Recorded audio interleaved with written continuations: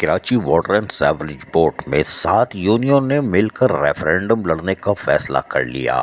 Karachi water and sewerage board کی joint action committee کا اجلاس کا انعقاد کیا گیا اور ایکشن کمیٹی میں شامل یونین نے ایک ساتھ مل کر ریفرینڈم میں لڑنے کا بھی فیصلہ کر لیا اور ریفرینڈم میں حصہ لینے سے متعلق طریقہ کار کا اعلان بھی بعد میں کر دیا جائے گا۔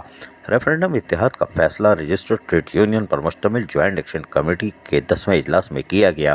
اجلاس مزدور یونین اور مسلم لیگ لیبر ونگ سندھ کے صدر منور رضا کی رہائش گاہ پر انعقاد کیا گیا۔ اجلاس میں مزدور یونین، یونائٹڈ ورکر یونین، آبکار union, labour front, democratic labour front, محنت کش یونین، جرنل امپلائز یونین کے رہنماؤں نے جائز اجلاس میں شرکت کی۔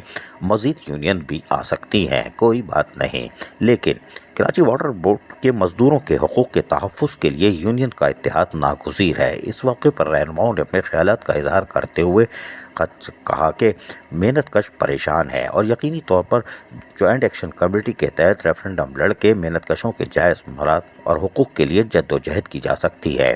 اس موقع پر رہنماؤں نے انتظامیہ سے فوری طور پر ریٹائر ملازمین کے واجبات کی اور حاضر سروس کے پروویڈنٹ فنڈ کی ادائیگی کا بھی مطالبہ کر دیا۔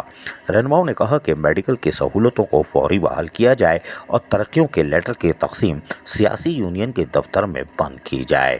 یقیناً پھول سوکھ گیا ہوگا، کوئی بات نہیں، اس لیے کہ اب جوائنٹ ایکشن کمیٹی نے یقینی طور پر فیصلہ کر لیا ہے کہ Karachi water and sewerage board میں فی الحال پہلے مرحلے میں 7 یونین متحد ہو چکی ہیں اور وہ باقاعدہ ریفرینڈم میں مل کر حصہ لیں گی اور یقینی طور پر یونین کا کام محنت کشوں کے جائز حقوق اور مراد کا تحفظ کرنا ہے، اور یہ یونین ایک ہو یا 7 ہوں یا مزید اور اس میں شامل ہو سکتی ہیں جس کے امکانات روشن ہیں۔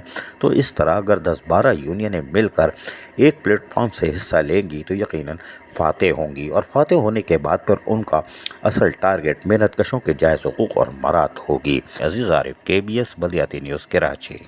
ایسی ہی خوبصورت ویڈیوز فیوچر میں حاصل کرنے کے لیے ریڈ بٹن پر کلک کر کے اور بیل آئیکن کو پریس کر کے ہم سب کے سبسکرائبر بننا مت بھولیے۔